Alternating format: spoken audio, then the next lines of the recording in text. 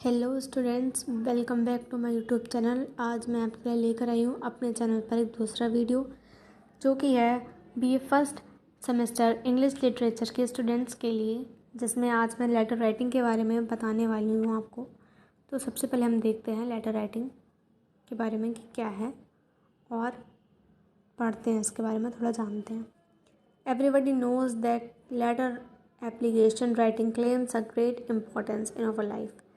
हम सभी जानते हैं कि जो लेटर राइटिंग है यानी कि पत्र लेखन है या फिर एप्लीकेशन राइटिंग है, वो क्या होता है, एक इम्पॉर्टेंट रोल लगता है हमारी लाइफ में। बहुत ज़्यादा बड़ा महत्व होता है उसका।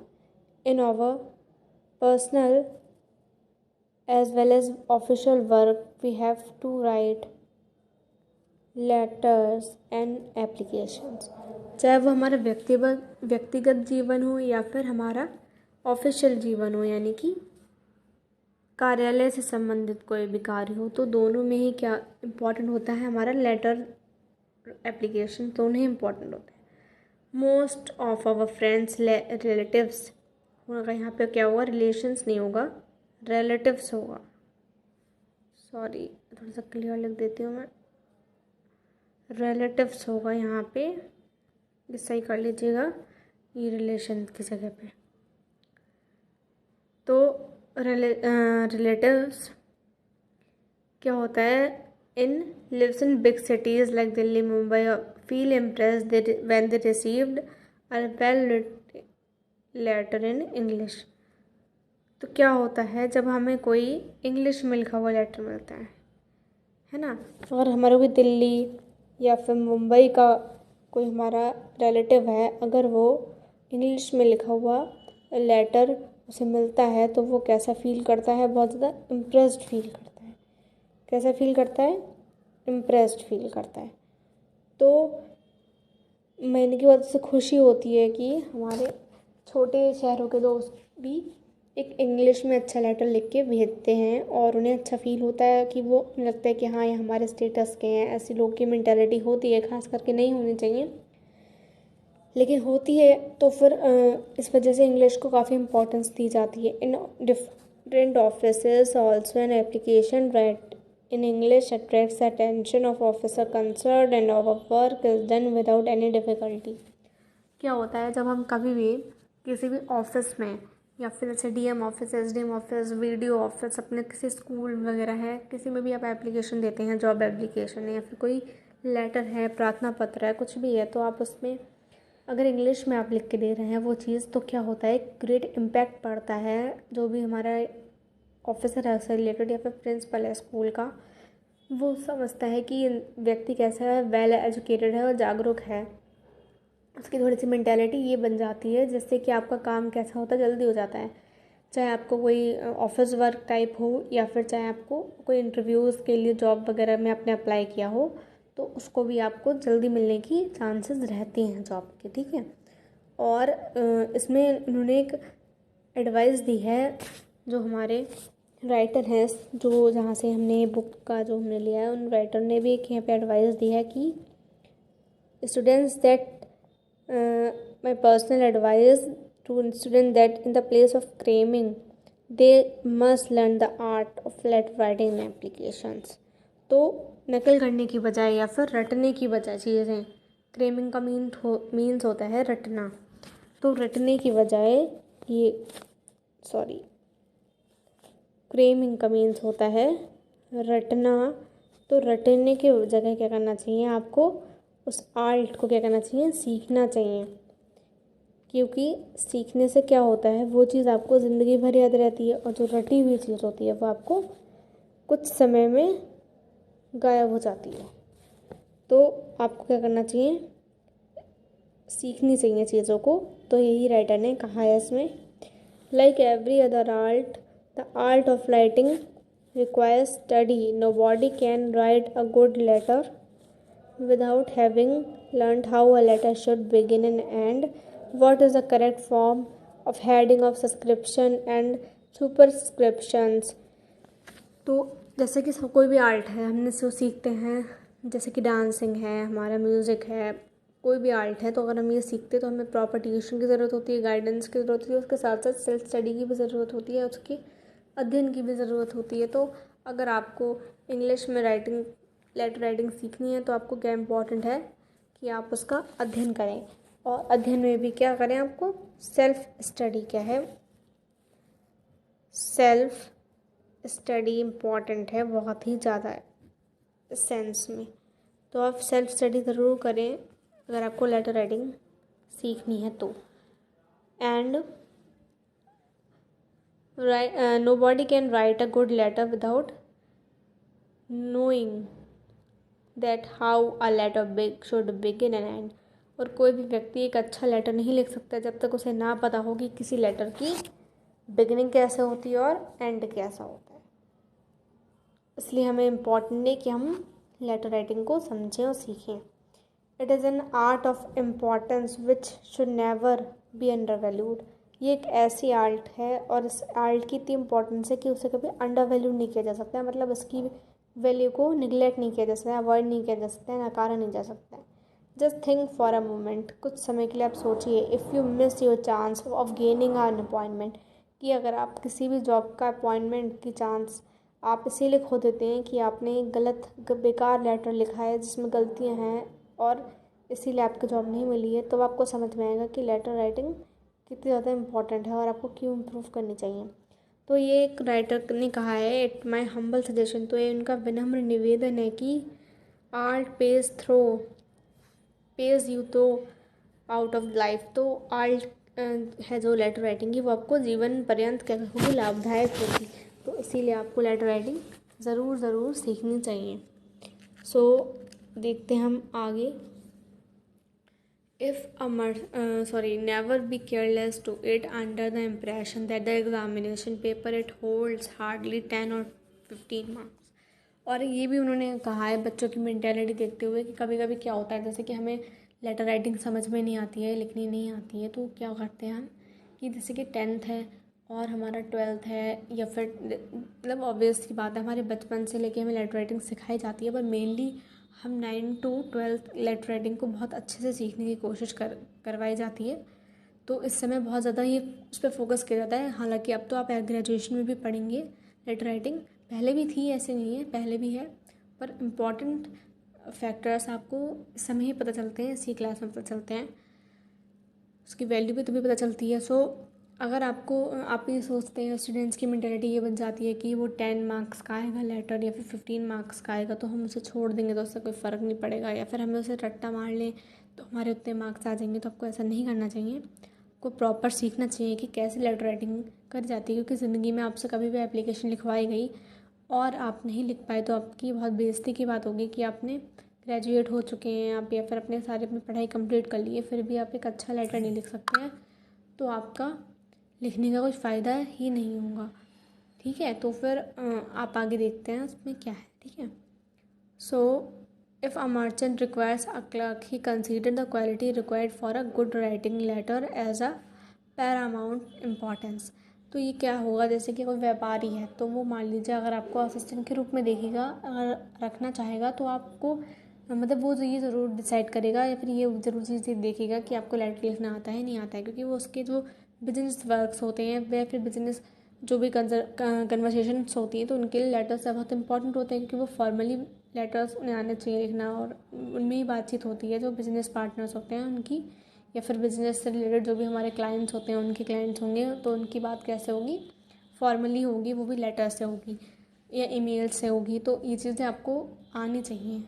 ठीक है, he will never choose an assistant weak in writing of letters and application. अगर आप वीक हैं लेटर राइटिंग में या फिर एप्लीकेशन राइटिंग में तो वो आपको असिस्टेंट के रूप में कभी नहीं चुनेगा। The first and the foremost is the confidence which is unfortunately absent in our students.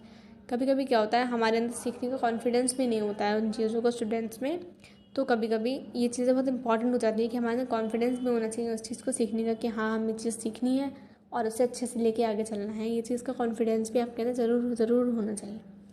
ठीक है, फिर हम आगे आगे क्या कह रहा है ये देखते हैं।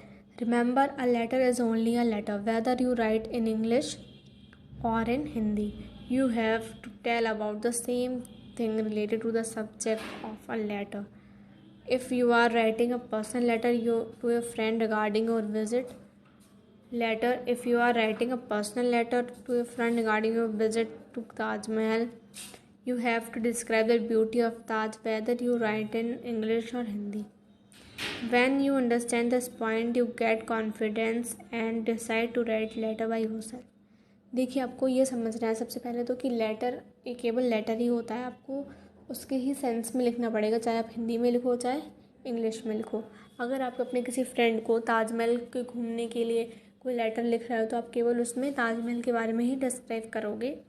और अगर आपको ये सब बातें समझ में आ गई तब आप खुद ही इतना कॉन्फिडेंस आ जाएगा आपके अंदर, इतना आत्मविश्वास आ जाएगा कि आप खुद ही लेटर राइटिंग स्टार्ट कर दोगे, लिखना अपने आप से लिखोगे, कहीं पर चीटिंग नहीं करोगे।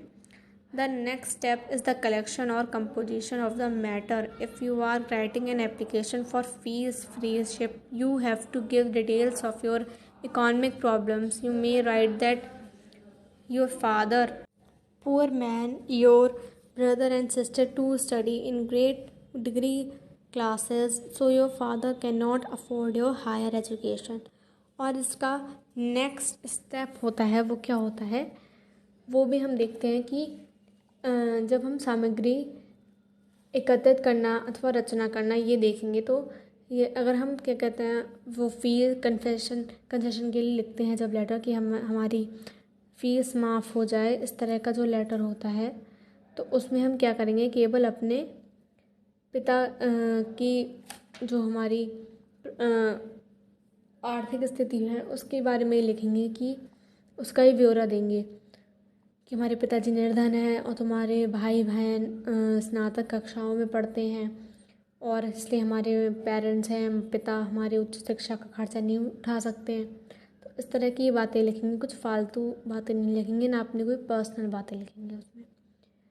फिर उसके बाद क्या है, the last but the not least it's the setting of this matter in a particular form fixed for that type of letter or application. Personal letter, the form is very simple, but in official letters and applications you have to careful for the form.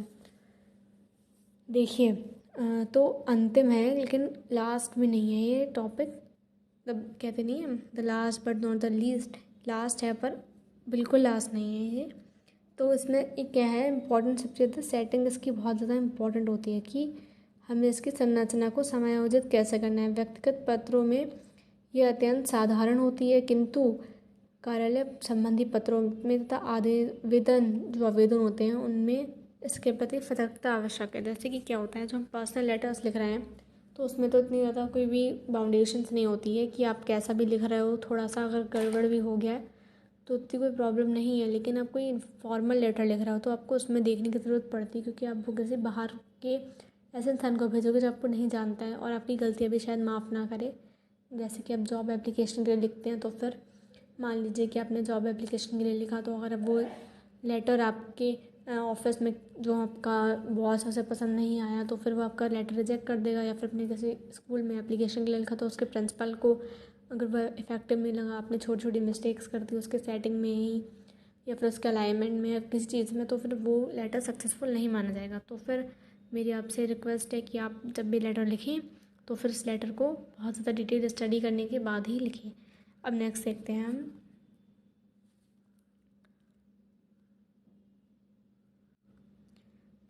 So next है correct forms and expressions are of great value in formal commercial correspondence. There is every possibility of success if your letter is written with neatness and correctness than if it breaks the ordinary laws of letter writing. फिर क्या होता है कि अगर आप सही प्रारूप एवं अभिव्यक्ति अत्यधिक महत्वपूर्ण होती है। जो आपके औपचारिक या व्यावसायिक जो लेटर्स होते हैं उनमें क्या इम्पोर्टेंट होता है, आपका सही प्रारूप, यानी कि आप सही तरह से अपने एक्सप्रेशंस को मतलब अच्छे से आप दिखा पा रहे हैं उसमें, और कोई भी ज़्यादा फालतू की बात नहीं लिख रहे हैं, टू द पॉइंट बात हो रही है आपकी, तो सफलता की संभावना कैसी हो जाती है, 100% हो जाती है, 100% हो जाती है। यदि पत्र सही एवं स्वच्छ लिखा गया हो तो इसमें पत्र लेखन के नियमों का उल्लंघन करने की त्रुटि ना की गई हो, तो क्या होता है कि आपकी सक्सेस होने की जो चांसेस होते हैं वो भी ज़्यादा रहते हैं। Then it breaks the ordinary laws of the letter writing, मतलब उसमें कोई त्रुटि ना करी हो, यही मतलब है इसका। These laws are not many numerous and it will not take the students long to learn them, but when they are mastered, letter writing becomes a matter of pleasure. Still, there is left the requirement of knowing how to write graceful and easy English composition. For that purpose, a few practical tips are given below with the hope that students would follow them to be successful in writing. So, इसमें क्या है, पहले हम देखते हैं कि अगर हमने कोई गड़बड़ नहीं करी है लिखने में तो हमारे तो सक्सेस के चांसेस ज़्यादा ही हैं। और सबसे बड़ी बात ये है कि जो ये नियम है ये मतलब ऐसा नहीं है कि अनकाउंटेबल है, मतलब बहुत सारे नहीं हैं, थोड़े थोड़े से ही जो आपके रूल्स हैं इसके, अगर आप इनको ही आराम से समझेंगे और सीखेंगे और फिर आप इसके जब मास्टर बन जाएंगे, लिख लिख के आपको बहुत अच्छा लगने लगेगा खुद ही लिखना, और आप सरल और प्रभावपूर्ण इंग्लिश लिखने लगेंगे, यानी कि सिंपल और इफेक्टिव इंग्लिश लिखने लगेंगे खुद ही, बहुत ज़्यादा ग्रेस के साथ फ्लुएंटली लिखने लगेंगे। और हम इसके भी कुछ प्रैक्टिकल्स आपको दिखाएंगे, मतलब यानी कि कुछ आपको आइडिया देंगे हम कि लेटर राइटिंग कैसे होती है, बेसिक लेटर राइटिंग देखेंगे हम कि कैसे होती है। Okay, let's see. तो हम ये देखेंगे एक लेटर जो कि हमारा फॉर्मल लेटर है, जो कि है write a condolence letter of condolence to the principal Agra college Agra on the accidental death of his elder brother. तो ये हमारे जो एक लेटर है, एक फॉर्मल लेटर है जो कि प्रिंसिपल ऑफ आगरा हैं, जो आगरा कॉलेज के जो प्रिंसिपल हैं उनके जो भाई हैं, बड़े भाई, उनकी एक्सीडेंटल डेथ हो गई है, उस पर कंडोलेंस के लिए कॉलेज की तरफ से लिखा गया है। तो ये बरेली कॉलेज ने लिखा है उनके लिए। तो सबसे पहले लिखेंगे बरेली कॉलेज, साइड में ये पड़ा हुआ है, देख रहे हैं आप, ये यहाँ से लिखना शुरू करेंगे, ये बरेली कॉलेज, बरेली, फिर जो डेट है वो डालेंगे और जो प्रिंसिपल का नेम है फिर ये मेंशन है यहाँ पे, माय डियर श्री सिंह। फिर the members of the staff of this college feel deep sympathy in your great loss cause by the accidental death of your brother. कि इन्होंने ये कहा है कि जो मेंबर्स हैं हमारे स्टाफ के, जो हमारे कॉलेज के, उन्होंने बहुत डीप यानी कि गहरी सिंपैथी, सहानुभूति है आपके जो बड़े भाई हैं उनके एक्सीडेंटल डेथ हुई है उसके लिए, जो आपका जो बहुत बड़ा आपका लॉस हुआ है उसके लिए। I pray for the peace of the departed soul as well as the courage and strength to you and all the members of your family to bear this great loss. You sincerely PK Shastri, principal to sir Shri MJ Singh, principal Agra college Agra.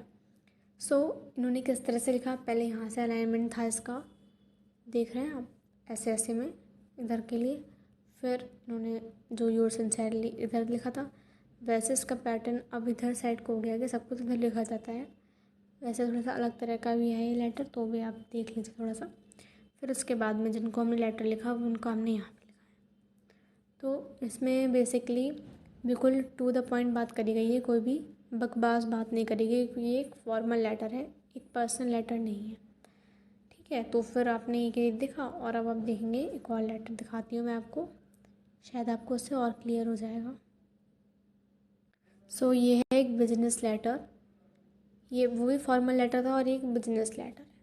तो अब एक order place करा जा रहा है इसमें, उसके लिए है। तो ये रंजन जो प्रकाशन मंदिर है उसके आप मैनेजर को लिख रहे हैं लेटर। तो पहले तो आप अपना डालेंगे, जो भी है आपका एड्रेस, ये जो एड्रेस डाल दिया आपने अपना। फिर उसके बाद मैनेजर के बारे में लिखेंगे थोड़ा सा, manager to the manager Ranjana public Prakashan Mandir Agra dear sir. फिर I shall be obliged if you send me 1 copy of each books following books per VPP at the address given above. तो ये बुक्स उन्होंने लिखी हैं कि वो उन्हें बुक्स ऑर्डर कर रहे हैं, तो उनकी मतलब महान कृपा होगी अगर ये वो बुक उनके नंबर पे, इस एड्रेस पे सेंड कर दें, तो उन्होंने ये बुक मेंशन करी है जो उन्हें बुक मंगानी है वो। फिर एक और बुक है जो उन्हें मंगानी है शेक्सपियर की जूलियस एंड सीजर, वो भी edited by doctor S V Shukla है। और फिर उन्होंने नीचे डाल दिया है योर फेथफुली राम प्रकाश। ठीक है, इतना आपको करना है। आपको आई होप समझ में आया होगा आपको कि किस तरह से लेटर्स लिखते हैं और लेटर लिखने की क्या प्रोसेस होती है। थोड़ी सी आपको समझ में तो आई होगी कि आपका अलाइनमेंट कैसा होना चाहिए और क्या क्या चीज़ें पड़ती हैं। ये चीज़ें बेसिक चीज़ें हैं जो आपको समझ में आई हों, और अगर आपको नहीं आई हैं तो let me know in the comment section. Thank you for watching my video. Like, comment and subscribe, और subscribe for more videos. Thank you. Bye bye.